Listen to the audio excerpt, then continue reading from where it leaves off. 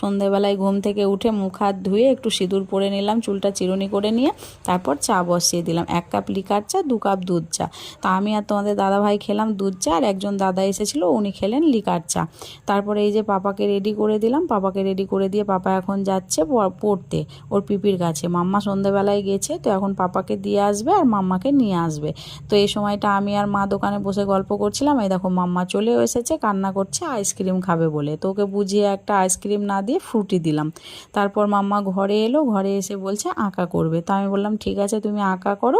আমি মায়ের ঘরেই বসেছিলাম, মাম্মা আঁকা করছিল আর মা পেপার পড়ছিল। তো মাম্মা কিছুক্ষণ আঁকা করলো, ওর আঁকা কমপ্লিট হয়ে যাওয়ার পর মাম্মাকে খাবার খাইয়ে দিলাম আর মাকেও খেতে দিয়ে দিলাম। দেখো মাও খাচ্ছে, মাম্মাও খাচ্ছে, আর মাম্মার দুষ্টুমি দিন দিন বেড়েই চলেছে। দেখো খাবার খাচ্ছে তাও স্থির না, দুলছে, দুষ্টুমি করছে আর খাচ্ছে। তো ওর দুষ্টুমির সাথে আজকের ব্লগটা শেষ করলাম। Tata, bye bye, good night.